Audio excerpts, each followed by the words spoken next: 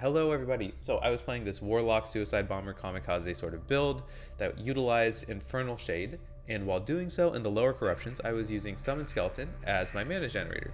But the problem is, when I was like sub 400 corruption, my skeletons wouldn't die and they wouldn't give me mana back. So I used Sacrifice in order to make them explode, and when I was doing that, I realized, hey, there is some potential here that can make Sacrifice with the Summon Skeletons pretty handy, because Summon Skeletons gives you mana back and Sacrifice uses your mana, so combining the two, you should be like a relatively neutral mana state, right? And Sacrifice has a decent amount of damage. It has 200% added damage effectiveness, so there are a couple different ways to add damage. You can turn it into a fire ability, but it's mostly fire and physical. And so there's a bunch of different things that we could do, right, to make it do a lot of damage.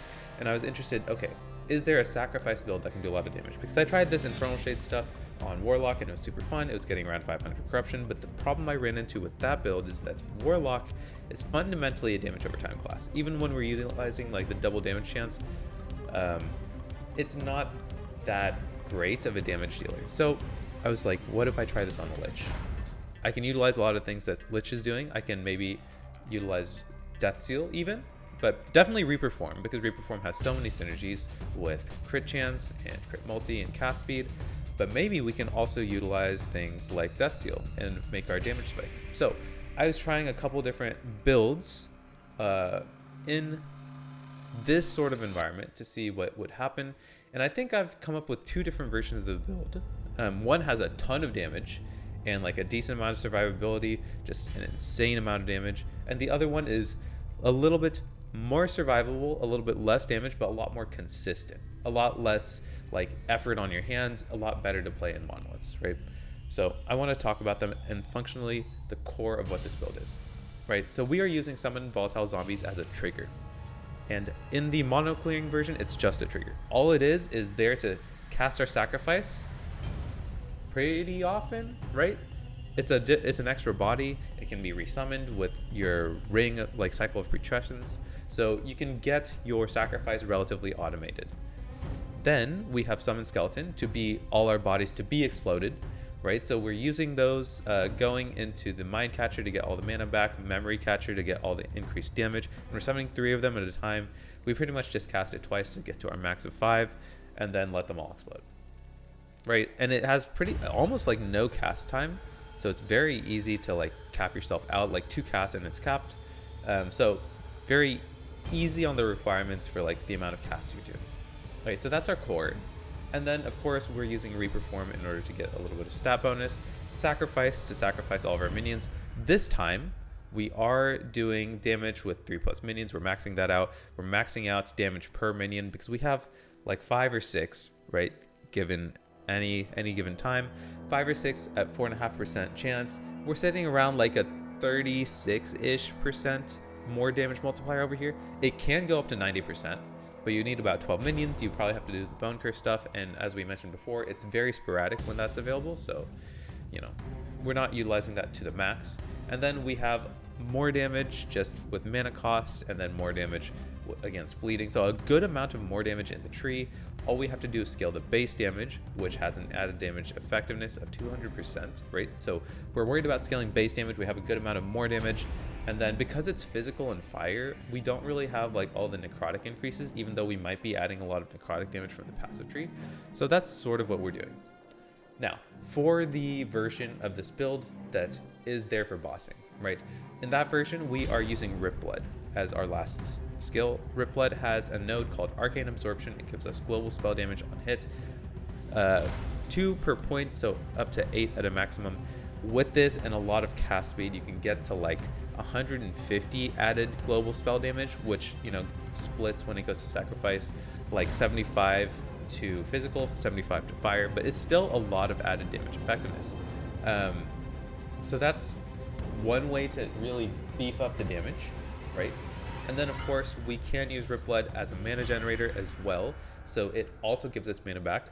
When we are going the Rip Blood version of this build, we can spec more into mana cost for our summon volatile zombie, so we can go into Dreadful Horde to get an additional zombie cast, and then Vile Force to get corpse parasites on zombie death. So this means that we can get 2 zombies that summon 4 corpse parasites to give us even more bodies to do even more damage against bosses. And this is a really big boss killer. Of course, in this version, because we have 5 skills already spec'd, we can't spec Death Seal, so there's no low life damage increase that we would get from Reaper Form and from our passive tree and from Death Seal. But we get so much added damage effectiveness, we can make up for that, plus all the minions to make up for our damage. And we're critting like 40k for a ton of different minions, right? So we're doing a ton of damage, right? When we go the boss killing version. But it's really only good at farming Uber Aroth or your Monolith bosses. You don't really want to clear the Monoliths with that version. The reason is you kind of have to keep a lot of uptime on Rip Blood. And the reason for that is that you are speccing into so much damage on your volatile zombies that your mana cost is through the roof, right? You're +5 on mana cost with the added zombie, and then +10 on mana cost with the corpse parasites, +15, and you're summoning a lot of them. That's just a ton of damage. So you need to be casting your Rip Bloods pretty often in order to keep that mana sustain going, because you're getting 9 mana per Rip Blood, right? So it's a super fun combination to do as a boss killer. If you're looking to farm Aberoth, you want to do like 20 kills of Aberoth. Just take this setup, go farm Aberoth for like 20 or 40 kills for a day, whatever it is. It'll be a ton of fun. Now, for mono clears, this mono clearing setup is very easy on the hands. You can kind of just put up a video on the side, your favorite TV shows, your favorite YouTube creators, you know, get it going on the side. You can farm corruption pretty easily. I'm sitting at like just under 700, farming relatively safely. And the reason that this setup works so well is that we're using Death Seal. Death Seal makes us a ton tankier because we're getting armor per missing health, right? So we scale our health, we reduce our health down, and we get a ton of armor, and then we get damage reduction for our percentage of missing health as well. So we have a ton of damage reduction, a ton of armor. We're casting Death Wave all the time. We are getting the Reaper Form bonus for Death's Door, giving us increased damage at low health. So 100% increased damage at low health, plus our passive giving us 120% increased damage at low health. And all you have to do is summon Skeleton twice, summon Volatile Zombie once. And in this version, we are not taking Dreadful Horde, we are not taking Vile Force, we're only summoning 1 Volatile Zombie, and we're going into Horrific Vessels just for the necrotic damage scaling, just because we add so much necrotic damage from our passive tree. And in this version, we are also using Awakening Presence to indirectly cast it every now and then. So it is still our trigger, we're still using it for sacrifice. However, with this version, there's not really the need to cast a ton, which makes it very mono friendly. And as a result, we won't really be scaling Ward. We'll go back to things like Decayed Skull. And instead of using Mad Alchemist Ladle, which is what we would use for the Rip Blood version in order to get as much cast speed, to get all that base damage and the more multipliers, because we don't need to cast as often, we're going to use Mariana's Lost Soul. This will give us up to like 90 spell necrotic damage, right? My version has what's 83, I think, spell necrotic damage. So that's a lot of base damage being added for free without casting a ton. So it's very handy in terms of like movement. You still get the cast speed, you just reduce your health by 10%, which is unfortunate in terms of tankiness. However, as you can see, I still have 2,700. We can use Death Seal to make ourselves even tankier. This is just to clear monos in order to get favor and things like that, like to farm your items. We're not trying to push corruption to the max, but we're just having an easy time just clearing, basically. Very safe, a little bit slower just because like the damage is less. We're critting like 8 to 20k rather than like 20 to 40k, which is what we would do on the Rip Blood version, but it's very comfy, right? Very comfy. So that's essentially how the build works. I can go through my items really quickly, but this is by no means like a full build guide. This is just more of a template for you guys to use in order to farm yourself. It's a very cool concept. I didn't really see anyone using sacrifice in this way.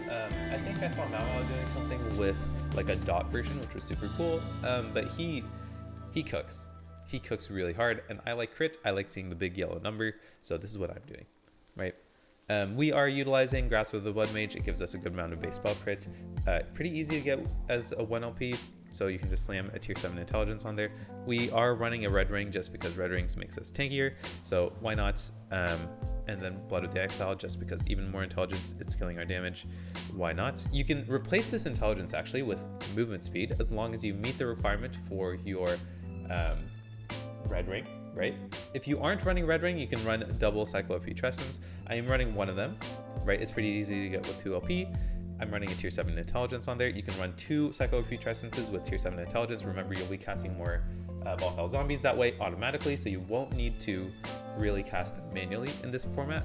The only issue I find with this is that they spawn where your minions died, so you kind of have to bring them with you. So maybe instead of doing that, if you want to run this, you can run a, I believe there's a set affix or a champion affix you can add to your Exalted Ring to make it have minions teleport with you.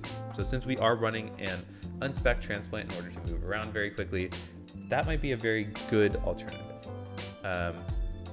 Otherwise, I like Grimoire of Necrotic Elixirs. We're not really caring about mana, but for the Rip Blood version, since we're not running low life, you can run a Twisted Heart here. Twisted Heart with intelligence is a very good slam for our build, especially because when you're running the Rip Blood version, you want to be intelligence stacking to buff up your cast speed as well. Lastly, I have a Nihilus here. I just have my one that I was using when I was using Stygian Lich, right? Because I cared about mana. It's a relatively decent roll, all things considered. I'm using it because mana is always something you can use on this build. You kind of bounce up and down.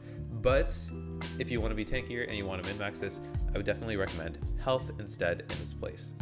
And then Decayed Skull, it's very solid for the low life version because you are getting that more armor, the armor mitigation to dot. It's more of a mono clearing build at this point, right? So you get a lot of value there in terms of tankiness, and you are doing necrotic damage, right? Because you're doing added necrotic damage from your wand and from your passive tree. So even though that doesn't get the effects from increases to fire, you know, from the tag of the skill, it will still be affected on the skill, right? So that's a big buff over there. And then we are using Null Portent just because increased damage, increased health, easy to get with 1 LP and slam a tier 7 health on there. I would definitely recommend it in terms of just overall tankiness. You can get a good Exalted armor here and put in like tier 7 intelligence if you want the maximum damage with the Rip Blood version. I would definitely say it's decent, but as you can see, my resists are pretty well rounded here, just above cap. So it makes me more well-rounded to use this. And then I am using Scales of Atera. Because I'm running fire as half of my damage source, I am, you know, not running the fire version, but I do have a ton of necrotic damage on here, so it's not that important if you accidentally get a fire version. But yeah, this is Scales of Atera with tier 6 crit multi. Relatively solid, gives you intelligence on the base and elemental resistance, which is always very handy. So solid catalyst for us. You can run the Sacrifice Relic, but because you have Sacrifice automated with your Volatile Zombie, you don't really need it. But if you do decide to run your Sacrifice Relic, you can probably drop the Summon Volatile Zombie. I just don't know how the mana sustain works there, if it casts it on all of your minions or if one of your minions will chain, right? So if it's the case that it casts it on all of your minions, you might have mana issues. I don't know exactly how it works, but you should be able to run the Sacrifice Relic as well. You might just have to solve for mana. If you run the Sacrifice Relic, you can drop Volatile Zombies and you can just run Rip Blood instead, and then have a full setup over there. I would just, you know, once again, iterating, watch out for your mana in that setup. For idols, all you care about is increased health and crit multi. The reason why we want increased health is because we're already nerfing it with Mariana's. When we do put Mad Alchemist on there, we don't get that nerf, so we get even more value from the increased health. It makes us significantly tankier. Crit multi is pretty good on the on the Weaver's affix, and then increased spell damage at low health is cool for mono clearing, but when you're not playing a low health build, it's fine. And then otherwise, just round out your resistances. Right, I'm pretty close on poison resist, so I don't really care that much, but that's what I would recommend. Once I go into Reaper form, I'm pretty sure it caps out. Nope, maybe not. Okay, maybe not. Whatever. So yeah, and then blessings. I took mana because otherwise it's like what, mana or ward per second or something. So I took mana, armor, resist, and crit multi. Very basic stat setup over here. I don't see any reason to run anything else. We're not doing the self-penance stuff, so there's no reason to go for block or anything like that. And fire is not our primary source of damage, so I don't care about getting fire damage or fire shred on my Spirit of Fire Blessing. So that's just a relative rundown of the build, all the skills, all the passives, all the items. Definitely try it out. This is by no means a full comprehensive guide. This is just a really fun concept that I've wandered across while trying out my Warlock. So I'm going to go back to my Warlock, try out some self-penance damage over time stuff that I wanted to try out, because I did try out, of course, the Infernal Shade Pop, which was always very fun. But yeah, so see you guys later. Hopefully you guys are having a fun time, and keep having fun with the season. Peace.